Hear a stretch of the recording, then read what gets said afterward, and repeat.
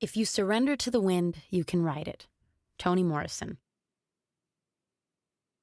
So back in 2019, I began working on my second album. I took a trip to Nashville for a writing session with two incredible musicians, Amy and Jordan, shout out. So I show up at Amy's cute studio apartment in downtown Nashville. I step inside and there's a piano, a guitar, and a mic.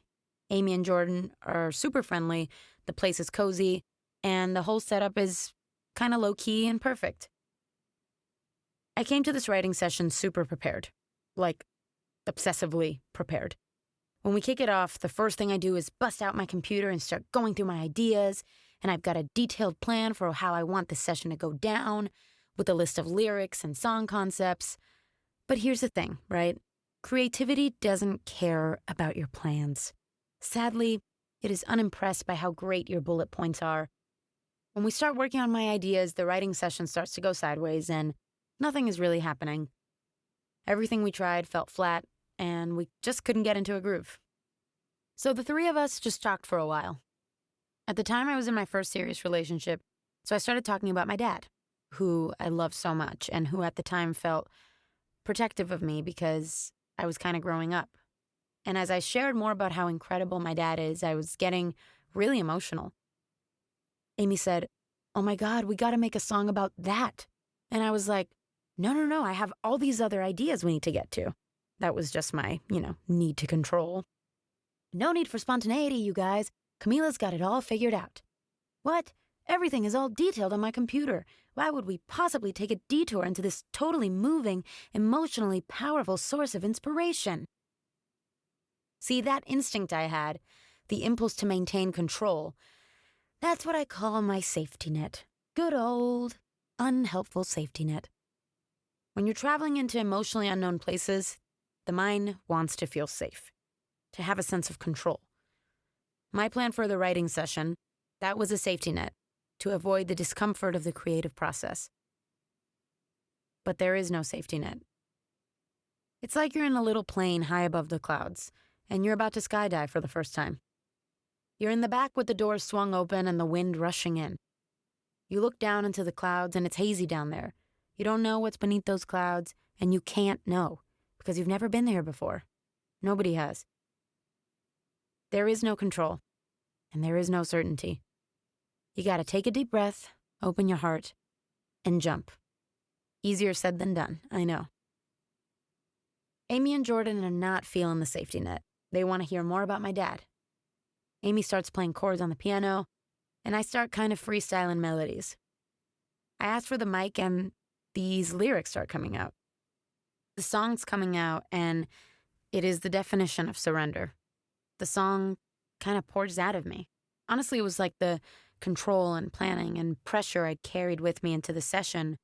I let go of that and made room for the song. And the song was able to go where it wanted to without me trying to get in the way. But then my safety net comes up again, of course, and says, "Camila, why don't you try 2 other chord progressions and see which one works best?" Amy and Jordan are like, "What? Are you kidding? Follow your instincts. This is great." So we kept writing the song, and when I walked out of the studio, I wasn't sure what happened in there, but I knew it felt really organic and really good. Later, I played the song for my mom, and we both absolutely loved it. That was my song First Man, and what you hear on the album is basically what happened that day. It just arrived in one big burst of inspiration because my mind and my need for control and planning didn't get in the way.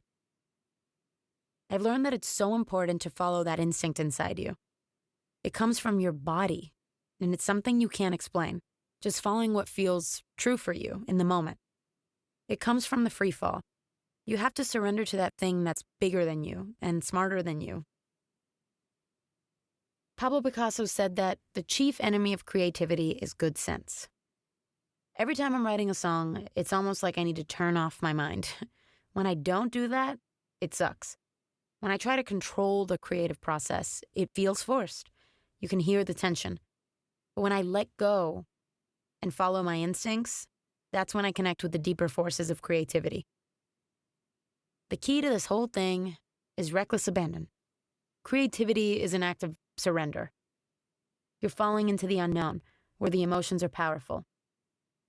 It's going to be terrifying and exhilarating all at the same time. And this isn't just about creativity. Think about love. Being in love is the opposite of being in control. It's actually terrifying. Art and love and life, these are fragile things. You can't bear hug a butterfly.